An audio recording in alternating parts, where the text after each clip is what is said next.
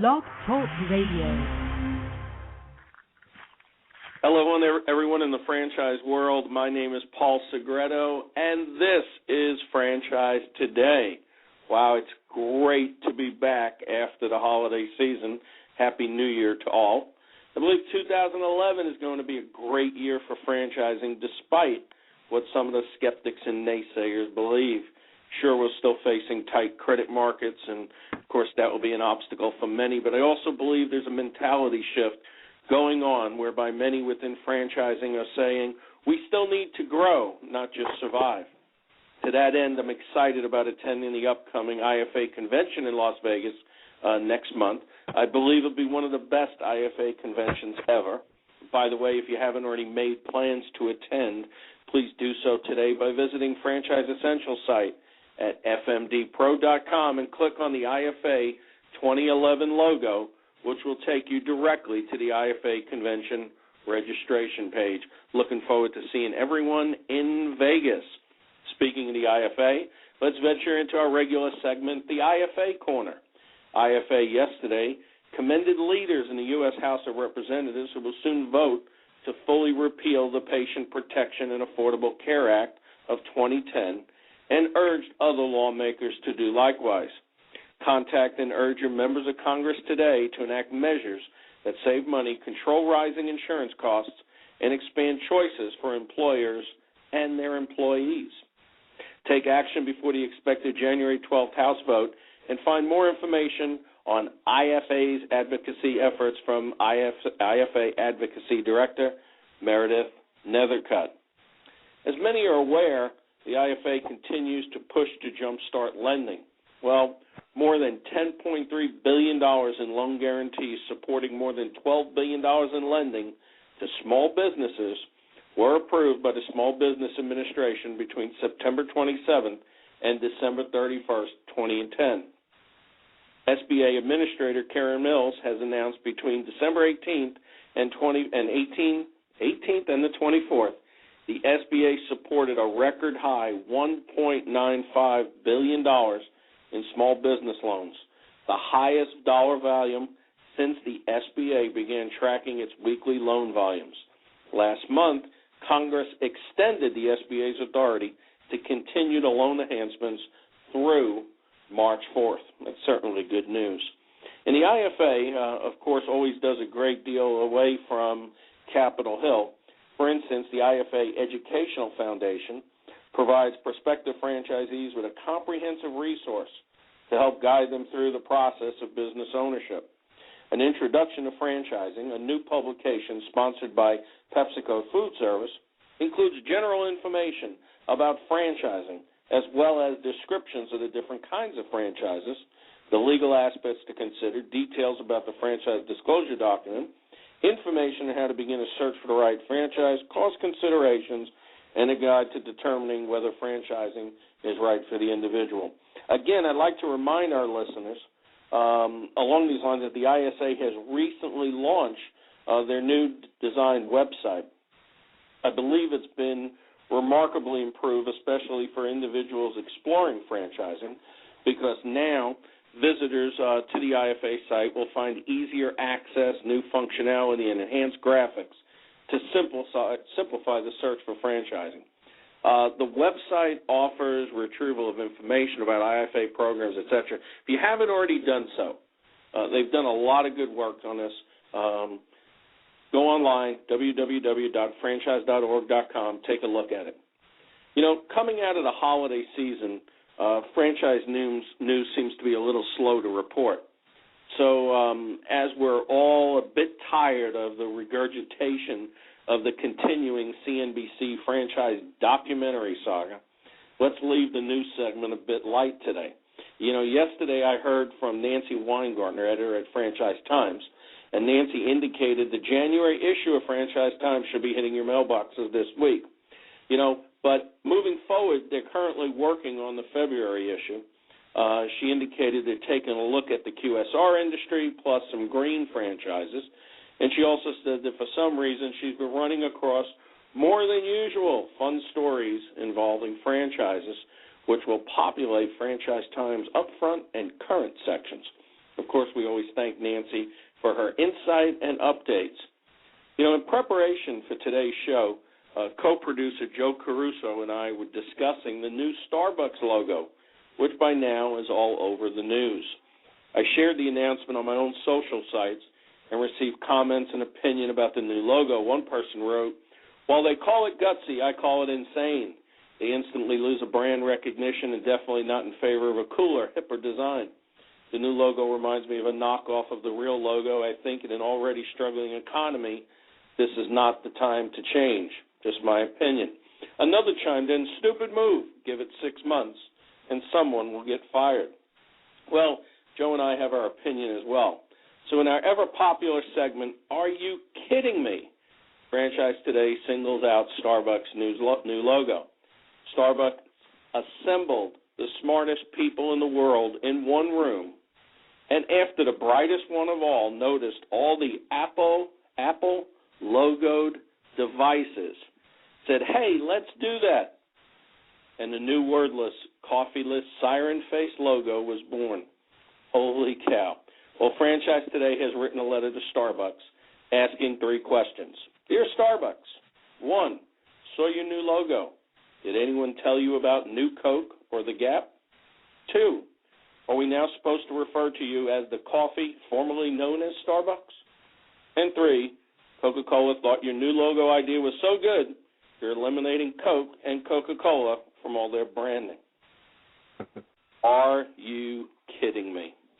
Well, in franchising, recruiting, hiring, and retaining minimum wage employees is a monumental task for businesses, large or small. It's not uncommon for managers to fill the same position in their workforce 2, 3, 4, or more times a year because minimum wage workers don't work out or they move on to something better. Minimum wage workers sometimes don't show up for work because they don't feel like it, or they can be rude to customers, or they may find other ways of making a supervisor's life difficult. Does it really have to be that way? Well, the answer is no, as you'll hear from my guest today, Dave Melton. Dave is a successful multi-unit Domino's franchisee and author of the book, Hire the American Dream, from which I pulled the passage I just read. Dave, welcome to Franchise Today. Thank you, Paul. I'm excited to be here. I'm grateful for the opportunity to talk about the guys that work in our business. Well, it's a fascinating book. As I told you right before the show, it had me up till 4-something this morning reading through it. I couldn't put it down, and I'm anxious to definitely go over it with you, and definitely am happy you agreed to be a guest on Franchise Today. My pleasure. You start off in the book, Domino's Pizza in New York City, coaching frontline workers to succeed in the world's toughest pizza market, and of course, being a Brooklyn-born New Yorker, I grew up, of course, in the belly of the beast, if you would, the birthplace of pizza in America, and growing up with a lot of the pizza places on the corner, owned by people in the neighborhood. It just, I marvel at your intuition and drive and vision into taking Domino's into New York City. What was it like bringing Domino's right into the belly of the beast? Well, you've probably heard this from a lot of new franchisees before. If I knew what I knew later on, I might not have been able to do it. But it's pretty amazing when you pick up everything you have, you sell everything you've got to raise enough money to get your business started, and, when it becomes a basically sink or swim situation, then you work your tail off. And the part of it about how we ended up in Manhattan, I had a friend of mine that grew up in Westport, Connecticut, and, he spent a lot of time in Manhattan. There were Domino's corporate had built a store in the downtown part of Manhattan, and it lasted 2 or 3 years. They spent too much money building it. They kept running supervisors and managers in from the Midwest, and the delivery guys would just eat them up and spit them out. But I had looked at a few other markets. I'd worked as a vice president of operations. I'd been with Domino's already for about 8 or 9 years. So I think I had a good background for being able to deal with a lot of the challenges that came up. But I'd never been to Manhattan before. And my friend said, how about franchising in Manhattan? And I had looked at Hickory, North Carolina. I'd been out in Long Island. I'd looked at Plymouth, Massachusetts. All of these were markets that were possible, opportunities for me. But when I got into Manhattan, basically I went around and I ate pizzas at 20 or 30 places all over the city, and I didn't experience any pizzas, and I certainly didn't experience any service levels that I thought, this is nothing that I couldn't compete with. We're every bit as good as these guys. And the other part of it is just standing in the middle of 3rd Avenue and looking up and down at thousands of windows and just knowing that all of those people are going to be having a pizza delivered at some point. And, I was just, I wasn't afraid of it. And we had a good location. And as time has gone by, really, we found out that, as you probably know, most of the people who live in Manhattan are from all across the country. They've already eaten Domino's pizzas where they went to college or where they grew up. So really our customer base may be a little bit different than in Brooklyn and the Bronx. But, most people had already had Domino's pizza, knew exactly what to expect, and we were able to make a great business of it. Now there's, in the New York DMA, I think over 250 Domino's pizza stores. We're the largest Domino's pizza market in the nation. And, a New York pizza these days is quite likely to be a Domino's pizza. Well, it is phenomenal growth in that area because you became a franchisee there in 1989, correct? That's right. We opened in December of 89, so, we've just passed another birthday. Golly, it's when you sign a 15-year lease and you feel like that's forever in the future, and that was 6 years ago that one finished up. But it's been a great run, and business is still going very well. Well, it's funny you mentioned, opening up in December because as Joe Caruso, my co-producer, and I were talking about this over the last couple of days, and I was going over that with him. Some of the, most of your delivery, if not all the delivery, correct me if I'm wrong, is actually done by bicycle. Is that correct? Other than what's carried out, or if it's close enough to walk to it, we deliver every bit of it on bicycles, which only makes sense. In the New York City market, of course, there's billions of dollars of commerce done on bicycles. There's no place to park at our store. There's no place to park at the customer's house. And the density of the market, to paint a picture for you, the store at 89th and 3rd Avenue delivers south to 82nd, north to 96th, so that's 7 blocks up and down, from Central Park to the East River. There are, in that market, 55,000 addresses. If you sit in Yankee Stadium, that's how many seats there are. You can ride a bike to any one of those addresses from our store in 3 or 4 minutes. Well, talking about December, you just came off a major blizzard on a weekend that's probably typically a busy weekend for pizza delivery. How did that all transpire?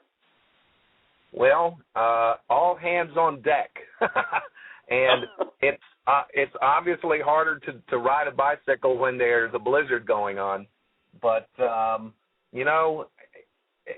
New York City doesn't stop for anything, as you well know. We went on foot for some of it. We remained open for carryouts. We were actually very busy, and we handled most of that business.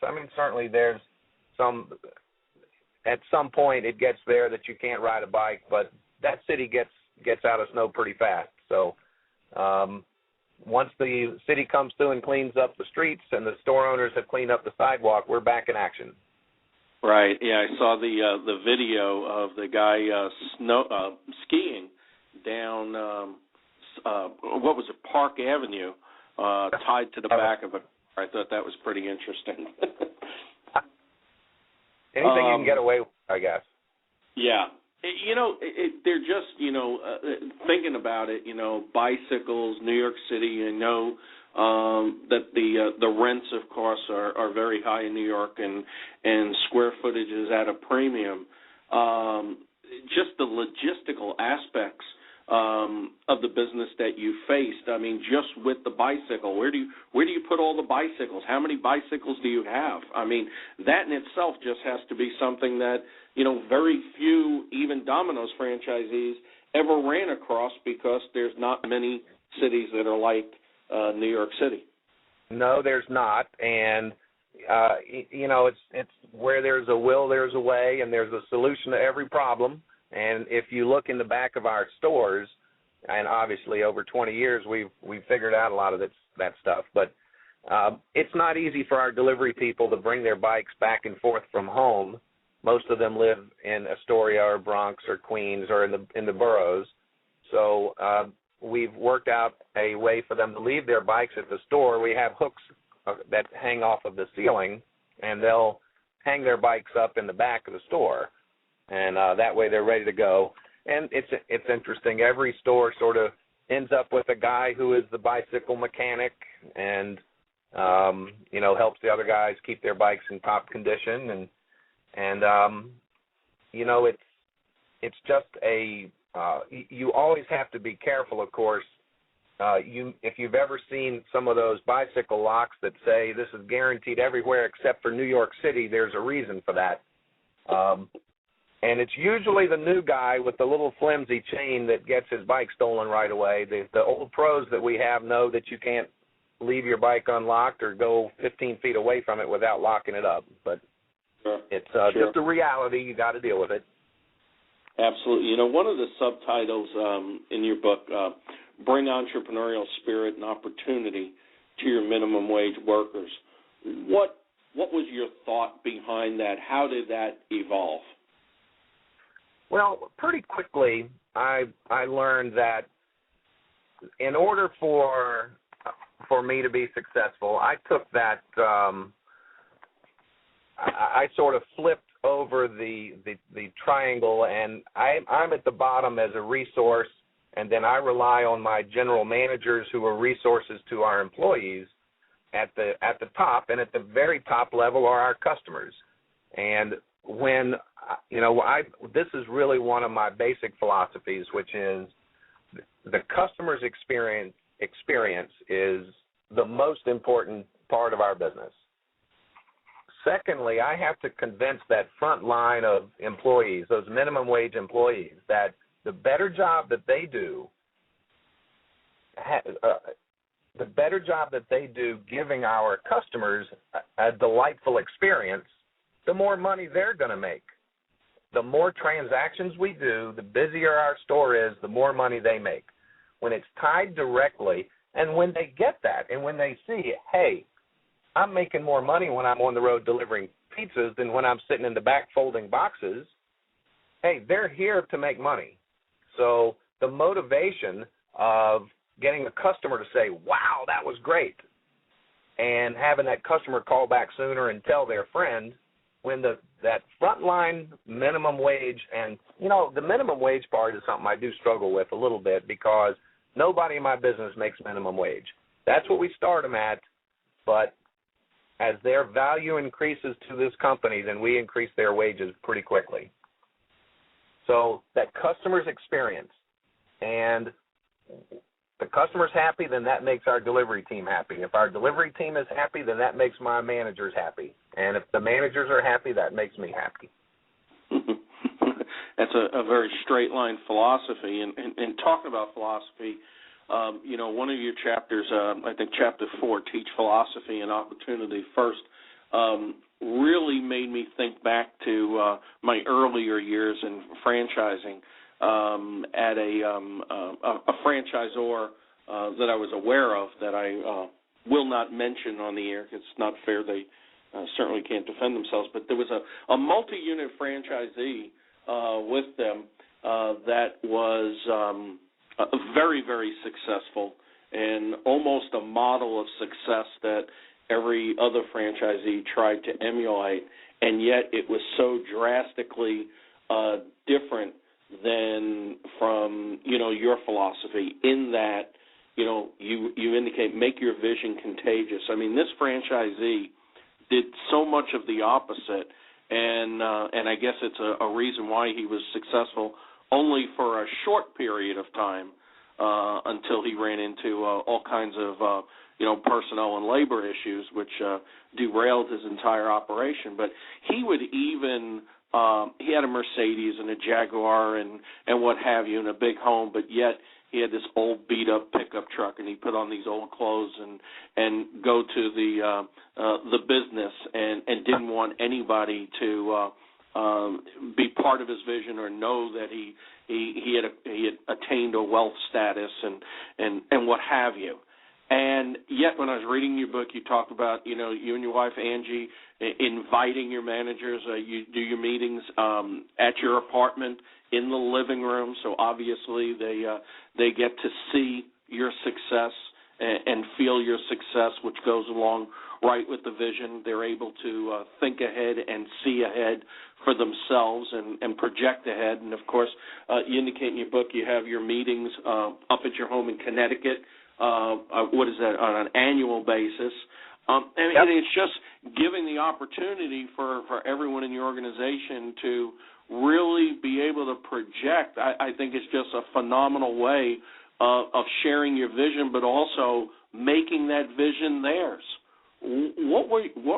How did that all evolve? How did that take place? Give us a little bit of insight into that. Well, part of my role is motivational, inspirational, all of that sort of stuff. One of the things that I am most proud of is that 7 guys that have started or worked with me in our Domino's business in Manhattan have gone on to become franchisees, and they, amongst them, own over 40 stores now. So the American dream, they're living it. They're experiencing it. And the guys who work in my company all know who these people are. We celebrate them. They come to our meetings also. So I think that one of my most important roles and one of my functions in our company is to have a philosophy and to make sure that every single person in our business knows what it is. The purpose of the mission statement of our business is that is one of the things that I expect every person in our business to know, and all these things you can relate back to that statement, which is having a busy pizza store with the phones ringing, pizza's ovens full, delivery people are hustling, and giving customers a great experience, and that our team members are being well rewarded for that. And when you circle back around, everything that we do touches base back on that philosophy. So I thought one of the parts in the book that I like the best is start at the beginning. And I think sometimes people don't start at the beginning.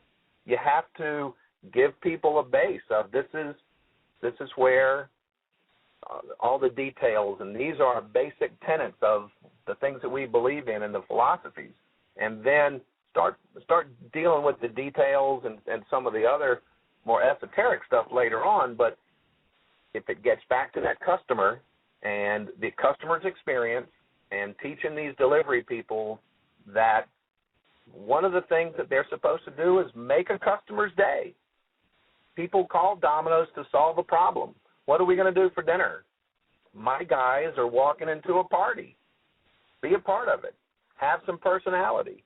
Be there with those people and make their experience fun. That's what we're delivering. Be a part of it. And when that customer has a great experience and the people that are there with them typically you've got a few pizzas going around. You've got a group of people. They may or may not be at home. If they're at work, what are they going to think of when they want to have another experience like that, get a pizza delivered? Sure. Excellent philosophy. You know, you wrote in the book, the face of the American entry-level workforce is changing throughout the nation. Frontline employees who will work for minimum wages are increasingly coming from the immigrant population, especially in densely populated urban markets such as New York City, Atlanta, Miami, Houston, and Los Angeles, and was focusing on the recent immigrant workforce. Was that something that you planned from the start, or was it an evolution?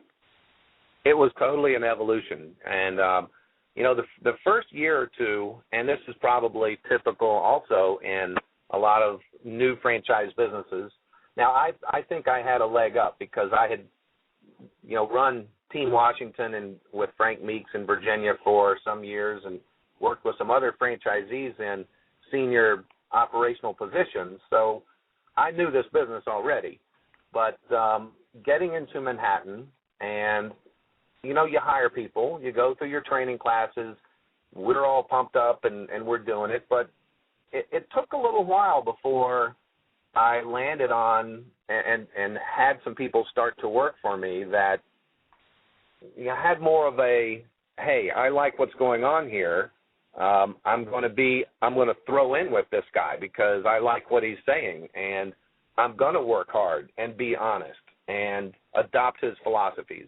I had plenty of people that didn't, and which helped me come up with another one of my philosophies that's helped me a lot, which is it's not the guy that you fire that makes you miserable. It's the guy that you should have fired and didn't that makes you miserable.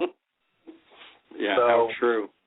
You got to move people out if they're not part of your team. This is another philosophy that I have, which is if somebody isn't part of the team and isn't giving that customer that great experience, they're costing everybody in our business money. You know, if you do something that causes a customer or a potential customer to leave or to not call us, you've just cost every one of us money. So behave yourself all the time. You're on stage at all times. You represent Domino's Pizza every minute that you've got your uniform on, and even, you know, when you don't. People know that you work for Domino's. Be a part of it. Sell pizzas all the time. The more pizzas we sell, the more money you make. And that's where it all comes down to. I mean, that's the objective, to make money, right? You got to do sales, and in these economic times, holy smokes, things are costing so much more. Commodities are going up. Insurance, rents are going through the roof. And there's this whole legal arena of things that you better make sure you know what labor and hour wage laws are in your state, and you know, make sure that you're doing things right, because somebody can come along and take a big chunk out of your rear end for things that you may have thought you were doing right, but if you're not, or somebody can interpret it that you're not, it'll cost you. Well, you know, that brings up a good point, because you do have to have an understanding across the board about a lot of different issues. And taking it back to a fundamental point here, hiring this, you know, recent immigrant, obviously you ran through language issues, and yet you've created an organization that creates opportunities for your workers to become entrepreneurs themselves and franchisees within Domino's. So, I mean, this has just been a long process of teaching, educating, motivating them, and really giving them a complete understanding from A to Z. How did you get past one thing that I have found, and this is one of the really fun things about my job, is that people who are new to America and or minimum wage employees who are new to the workforce, my experience with most of them has been that These people are they're blank slates. Teach me how it's done. I want to experience this American dream. What do I do? How does it work? And when you can sit down with them, and it's great. In a small business, you can be nimble, you can react, you can your feedback about how you're doing is immediate. Your sales are up, your costs are in line, your service is good. You know right away. And so the fun thing about it all is that you get people here and you can teach them, and they don't know any other way. They say, okay, I get it, and I'm on it. So that has been my experience with people, and it's incredible to hire somebody who, either was from another country or they're shy, they're standing in a corner with their hands in their pockets and they don't know what to do, and everybody's bustling around all busy. And 3 weeks later, it's like they're in the most important spot in the store, giving directions and hustling and just part of the team and having a blast. And when you see that happening, that is just one of those things that just makes you feel good all through. Definitely an aha moment. But too many people out there, business owners, are very closed-minded. You bring up a great point, I think, and a fine point to what you were talking about. In the book you write, some people think that just because a person is struggling with the language, they are somehow less intelligent or less educated. And too often than not, we know that many people can't get past that barrier, and they think that somebody, just because they're struggling with the language, is less educated or less capable of doing a good job. So kudos to you for getting past that. I think that definitely is a very strong point, which of course leads me to respect, because this is just respect for a worker. It doesn't matter whether they are a minimum wage worker or somebody making $250,000 a year. It's common respect. Joe Caruso, my co-producer, I mentioned, I discuss a lot and focus a lot on respect, and respect as business owners to employees, but even respect as from franchisors to franchisees. And I'm not only talking about, personal respect, but, as to franchisees' investment. They often have it all on the line, their life savings. I don't think a lot of franchisors get this from the top down.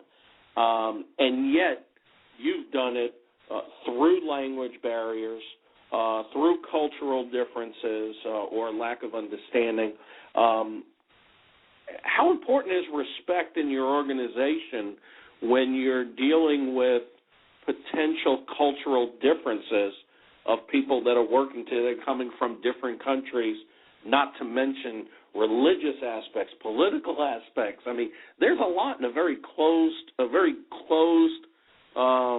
quarters in a small business. I think that I don't make that many contacts directly with customers. I've got people in my stores who are answering telephones, making pizzas, and who are face-to-face with the customer. And if I've got a guy who isn't feeling good about being at work, then he's probably not going to feel great about, that interaction with the customer. And what I have found is always being upbeat, respecting people, learning how to say hello and thank you in their language just for kicks. People, they love that, and it does show respect. And I can't make I've got 4 stores. I can't be in all of those, but if I want the people that I've hired to treat those customers the same way that I would if I was doing every single transaction, you have to show them the respect and teach them that if they're respecting the business and the other people that they work with, then the business, just the personality of the business is so much better. People are proud of where they work. They want to take care of it. They have a reputation. They want to deserve and continue to earn that reputation and live up to it. So, that's all part about having a business philosophy, teaching people this is how we do it here. If you want to be a part of it, you want to be a part of our team and part of us, this is what we expect and this is how we do it. And if you don't, if you're a problem, then we're going to get you out. Go be a problem for our competitor. Sure. Well, the thing that I feel just translates through your entire book is actually a subtitle in your book, Respect Them and Earn Their Trust. I mean, that to me just resounds throughout your entire book and obviously through your philosophy. And definitely earning their trust makes them listen, makes them, buy into things, makes them see your vision and follow it through, making it their own vision. I think that's just phenomenal. One of the things, having a philosophy and not just talking it, but really walking it and letting people see it is, basically being more transparent. And you talked about that other guy earlier. In my business, we share all of our sales numbers on a daily and a weekly and a monthly basis with every person on the team, what our food costs, our labor costs, whether we increased or decreased from last year, how service numbers are doing. All of that stuff is transparent, and we track it, and so we show people this is what a great job looks like. This is what great performance is. And then we celebrate it. We have most valuable people. Every month we pick a most valuable person from each store, and they get a bonus along with their name on a plaque. Every year we pick several most valuable people of the year. We give them a shirt embroidered with their name and MVP 2010 on it. And all this stuff doesn't cost me much money, but let me tell you how thrilled somebody is to have that shirt on, in front of customers, and that stuff is important as far as recognizing and respecting and taking care and just recognizing people. That stuff totally works. Sure. You talk about densely populated areas, and you mentioned in your book, Atlanta and Miami and New York and Houston. How well does this philosophy translate across the heartland of America where there aren't a lot of immigrant workers? Does the same philosophy translate to the minimum waged employee in those markets? Well, in my experience, and I do know a lot of Domino's franchisees across the country, and one thing that I see that's a pretty common trait is that the people that have the most successful businesses are the ones that make sure that every person in the business is successful. If I have a delivery guy that isn't making money for some reason, then, and it could be the way he's dressing or acting or talking or something he's doing at the door that's affecting his tips, if I can make him successful, he'll be happy. He figures out how to take care of that customer. His wage goes up. Now, how can that not translate? And yes, a lot of it is about the immigrant workers, but a lot of it is about just the entry-level minimum wage people. I have had such incredible experiences by having some kid who's 16 years old, 17 years old, come into our business. This is the first job that they've ever had. 2 or 3 or 4 or 5 years later, they're either still with us or they call me up and they tell me, something? Working at your store as my first job was one of the things that gave me confidence and taught me how the world works, and I think it's an integral part of why I'm successful in college today.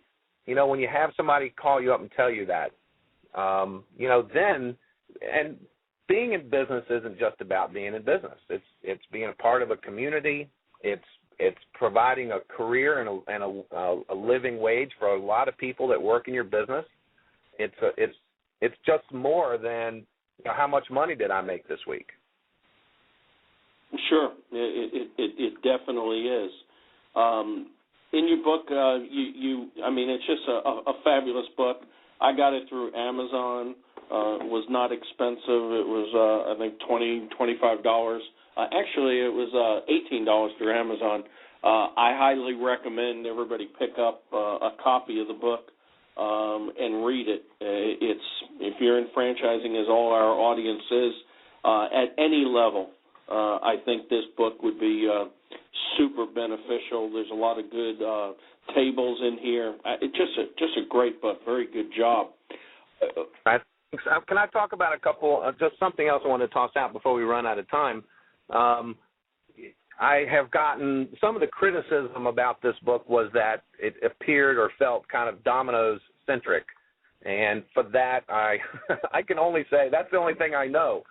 So, but the reality, and I think as you pointed out, the principles and the lessons in this book are not Domino's only. These will translate to absolutely any business. And I use this book as a reference as much as I do any others. My main Hire the American Dream book has probably 20 stickers hanging out of it and is all ragged. And, I continue to refer to this thing, and it continues to help my business. The other thing I'd like to point out is I do have some forms and checklists and things that have been useful in my business. And when you buy the book, you can go onto the website and download those forms into Microsoft Word and adapt them to whatever business it is that you've got. I think that's a great resource, and like I said, I've read the book from cover to cover, and I did not feel that it only applied to Domino's. I thought it could apply to any type of business, and I know from my own experience and perspective, it made me think back to the times when I was a franchisee and how I could have used some of these principles and philosophies that I might not have been as astute at as I should have been. I think it's a very good book. I think it's a definitely must-have, a must-read for any business owner and certainly any franchisee and franchisor that's out there. And talking about, franchisors and different franchise systems, what other franchise concepts do you feel are best in class outside of Domino's? I have been very impressed with Jersey Mike's. They are based out the shore in New Jersey, and I've met some of those guys and seen some of their stores, and I'm just very impressed with the culture and the resources and the support that the franchisor gives to their franchisees, and I've been very impressed with that. I'm familiar with another one of these burger brands that's up and coming, Smash Burger. I'm impressed with the setup that they've got. So, but I think Jersey Mike's is the one I've had the most familiarity with, and I'm really impressed with them. And I think that's very interesting looking at it, through a franchisee's eyes, because a lot of times, franchisors look around and they try to emulate something and probably should spend a little bit more time asking franchisees what other brands do you perceive as being best of class, and then trying to emulate it, as I said, through their eyes. I think that's some very good insight. You've achieved a lot, obviously. You were successful even before you became a Domino's franchisee, working in the Washington area with Domino's. Then, of course, in '89, you became a franchisee with Domino's. You've grown. I think in the book it says that you now have locations up in Connecticut. That obviously has to be a little bit different than having stores in Manhattan. Where does Dave Melton go from here? What does the future hold for you? Well, you can always do what you're doing better. So it's constantly evaluating and comparing yourself to yourself. I'm not all that anxious to, and I certainly have had the opportunity to buy more stores, and we sort of made a conscious decision that for the lifestyle that we wanted and the work environment that we wanted, I didn't want to run an office. I didn't want to run 5 supervisors. I know pretty much every person in every one of our stores. I get to go around and drop in unannounced, see how things really are in my business, and talk to people, and so the size of the company that we have is basically where we want it to be. So, in the future, there's always sort of that talk. I've been in this business now for 29 years, and it's inevitable. You have to look at, where am I going to be down the road? What's the exit strategy? Do I sell? Do I? We don't have kids, so that's not an option. But it's so the answer to the question is I don't really know, other than continuing to run our business the best way that we can is going to keep us busy for a little while yet to come. Well, that's great. I'm very tuned into family-run businesses. A lot of franchisees have families involved in the business. I know you work closely with your wife, Angie, on this, and you have distinct responsibilities based on what I read in the book. Yep. Words of advice for franchisees that are working with their spouse or another family member, because as we know, and it is a partnership, there a lot of times are problems with partnerships. Do you have some words of advice for business owners that are out there listening with respect to that? Well, it is certainly good to have clearly defined roles, and but one of the most important would be one that husbands everywhere recognize, which is yes, dear. Kind of, you have to have a level of respect for what the other person is getting done. Angie is more of our administration part of things, and she's comfortable with routines, and she knows that something's got to be done on the second Tuesday of the month, where I'm not even sure it's Tuesday. I'm more of the whack-a-mole. Something pops up, and I deal with that. So having both of those kind of skill sets has covered a pretty wide range of bases for us. That's excellent advice. I was reading at the beginning of the book, and I think this is what really intrigued me right from the start was even in the foreword of the book by David Brandon, the chairman and chief executive officer at Domino's, when he came on board and realized there was 158% turnover, yep. and he with his person that was in charge of human resources, and asked a question of how to correct it, and basically was told it is what it is. Get used to it. And, of course, he promptly replaced that person. And as Joe Caruso always says to me, he says, if you keep kissing toads and all you get is warts, stop kissing those toads. And and I just think it's a great thing. And then you emphasize it in the book, and you emphasized it today by saying, if they're not part of a team, if they're not working towards the vision and the goal, then they need to get out of the way, which, of course, goes to that old adage, lead, follow, or get out of the way. And sometimes it does, moving people out of the way.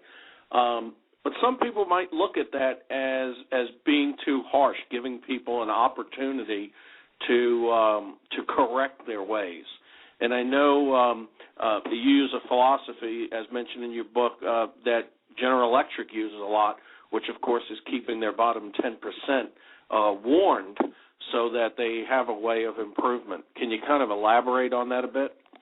Absolutely.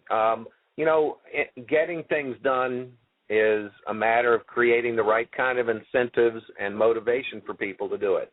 To get a person to improve, they have to understand that what they're doing now isn't meeting expectations. Expectations have to be clear on both sides, and people can expect things from me as well as I am expecting them to do certain things. So being clear and upfront and unequivocal with this is what we expect from you. Be on time, be in your uniform, take care of customers, carry a pizza flat. It's all the basic stuff that you've got to tell people to do. If someone doesn't meet expectations, it should be perfectly clear before they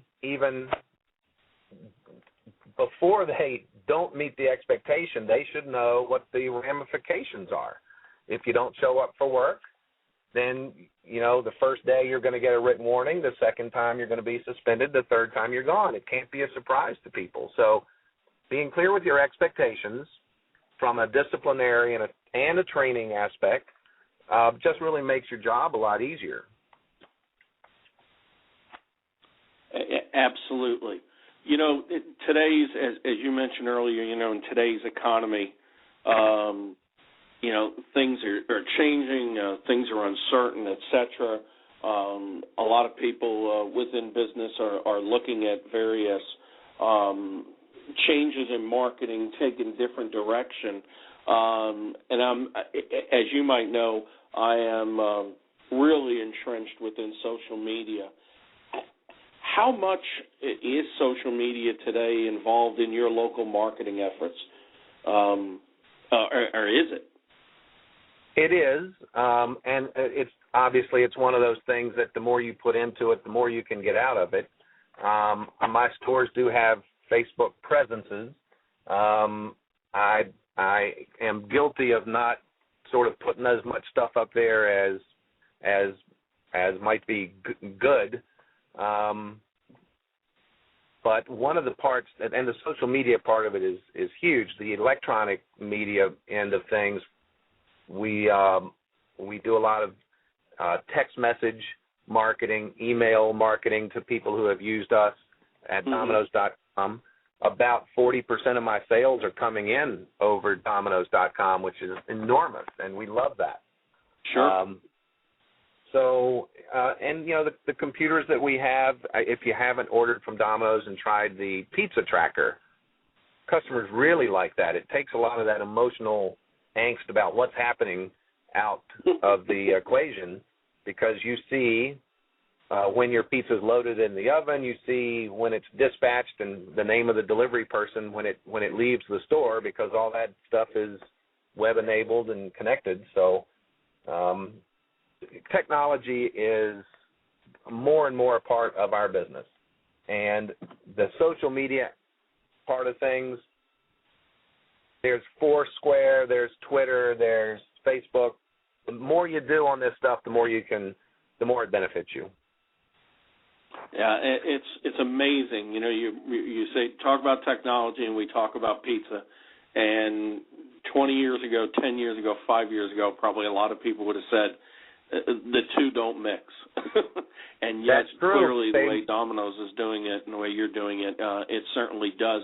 And I don't think anybody could have a conversation about social media and Domino's in the same sentence and not mention the incident that occurred last year that was filmed and put up on YouTube. And I definitely admire Domino's corporate for acting so quickly, but more importantly, being ahead of the game by monitoring it, because certainly that could have been a very devastating experience. Well, it actually was, because, that cost us millions and millions of dollars in sales, and the fact that it even still comes up and it still lives out there sucks. And it's, this was a couple of complete goofballs that it's just so frustrating that lives on. And obviously it's such a teeny episode and doesn't reflect on the pizza industry or Domino's on the whole, except for the fact that, boom, all of a sudden it was everywhere. Sure. But, but the flip side of that is all the good stuff that's done also lives on. And I guess that's just, proof that business owners need to do more and more each day of the stuff that lives on, because it certainly will outweigh the negatives in the long run, I believe. I agree, and I like that, and that is sort of another lesson, which is, don't ever put anything or do anything that you wouldn't want to have splattered on the front page. So That's one way to behave yourself. Certainly. Absolutely. Well, Dave, I really appreciate the time today. I know you're in Virginia celebrating your dad's birthday. Hey, please extend our birthday wishes to your father as well. And we'd love to have you down the road be a guest again on Franchise Today, maybe even bring in Angie. I would love to talk to both of you on the air and get the perspective of spouses working together. But I really appreciate your time with us today and being my guest, and look forward to those future discussions. Thank you very much. I hope your listeners got something out of it. I appreciate your kind words about the book. If anybody's in Manhattan and would like to see our stores, we would always invite them to come by and see them. And you can contact me through the website of the book, hiretheamericandream.com. And I appreciate the day, Paul, very much. Thank you. Same here, Dave. Well, next week on Franchise Today, co-producer Joe Caruso has lined up what I believe is another fantastic show. We're right in the middle of football season, playoffs, and with our eyes on the Super Bowl, and we kind of have a little bit of a sports angle on next week's show, as my guest will be Michael Stone. Michael's a former professional NFL football player turned entrepreneur, business promoter. During his 7 years in the NFL, Mr. Stone played for the New England Patriots, the Arizona Cardinals, and the New York Giants. And upon retirement, he founded Allied Athlete Group, the premier private membership organization for professional athletes. And Mr. Stone's ability to reach professional athletes, coupled with his ability to identify business opportunities, has allowed him to bring investments to the athlete community, and I'm really looking forward to it. Joe did a great job putting that show together as well. I'd also like to take an opportunity to thank Deb Evans and B.J. Emerson, who were my guests just before the holiday season took root, and we talked about social media, franchisors' perspective, and that show, as well as this show today, shortly at the end of it, as well as all other shows on Franchise Today, are available on demand at www.blogtalkradio.com/Franchise Today Show. So until next week, I'm Paul Segreto, wishing you all the best in this great thing we call franchising. Franchise Today is out. When it's PCS time, you know the drill. Pack, research the new base, get the kids in school, because family supports family. At American Public University, we support military families with flexible, affordable online education that moves with you. As a military spouse, your tuition rate is the same as your partner's, just $250 per credit hour. American Public University, education that moves with you. Learn more at apu.apus.edu/military.